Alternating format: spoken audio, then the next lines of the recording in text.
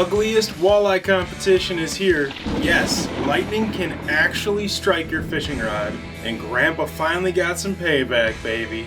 We got that and more coming up right now in Target Walleye's Top 5, brought to you by our friends at Sea Foam and SCHEELS. Let's dive on in.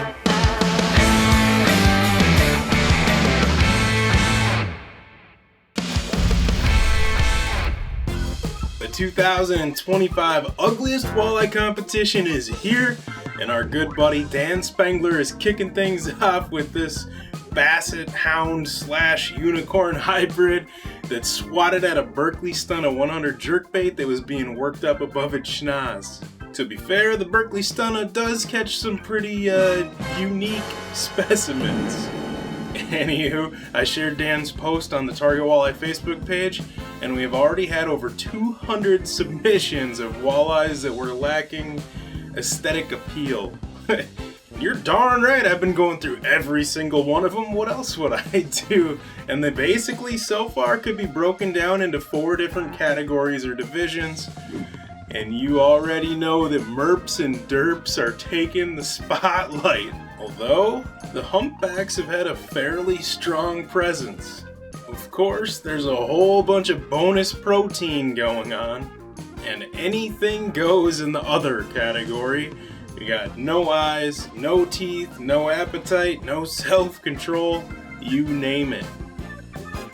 So if you like seeing oddball critters, or maybe you caught one that you'd like to share, head over to the Target Walleye Facebook page and join in on the fun.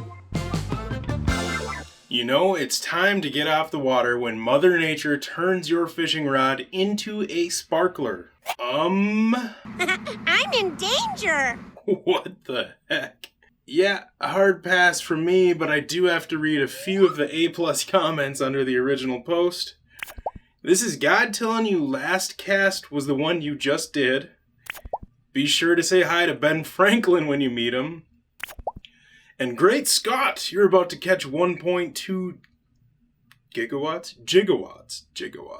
But the only power source capable of generating 1.21 gigawatts of electricity is a bolt of lightning. But in all seriousness, if you ever see that happening, or your rod tip starts buzzing, or your fishing line starts floating in the air, I've been on the water during all of those, and yeah, it's time to get the heck out of there, and you will see exactly why in number 3.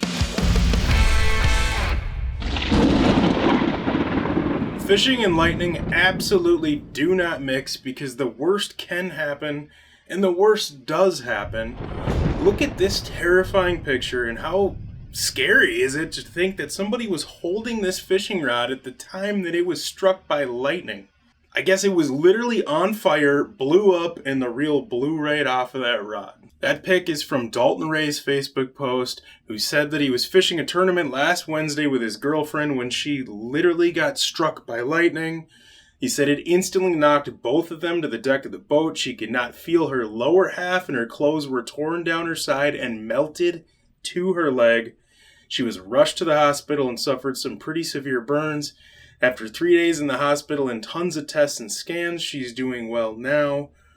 What a terrifying experience, but I'm glad that it somehow wasn't worse. My goodness. By the way, Dalton also said that he'd like to have a custom fishing rod made for Marissa that has pink lightning bolts on it. So if any of you custom rod builders out there are up for the challenge, hit him up. Did you know that running Sea Foam in your outboard cleans and lubricates your motor, helps prevent corrosion caused by ethanol and water, and stabilizes tank fuel for up to 2 years? So let's talk about what can't Sea Foam do. Well, it can't stop your glasses from burning a hole in your boat carpet. So basically, this is like that whole taking a magnifying glass to ants type of situation, where this dude left his glasses hanging there on his boat for just an afternoon, and the burn lines you see were caused as the sun moved across the sky and changed angles. I actually read some comments under that post from a number of different people who had something similar happen, but from leaving big jugs of water sitting on the deck of their boat for a day. And even that was enough to have that magnifying glass melting ants situation happen on their boat carpet. So moral of the story, I guess go out fishing a whole bunch more so that your boat's constantly moving and you're not just burning one spot. Sound like a plan, Stan? It's a date, Kate. It's time for your Youch of the week. Ouch! And someone needs to tell John Garrett's grandpa to chill, and that those big swim bait hooks are meant for piercing lips of fish and not ears of grandsons. Daddy, chill. What the hell is even that? On the plus side, John pulls it off, and the mall would have charged $45 for that. That wraps up this week's Top 5. A big shout out to Sea Foam and SCHEELS for making this fun video series possible. If you want more fishing related content like this, sign up for our free Target Walleye emails at targetwalleye.com, and I'll see you back in 7.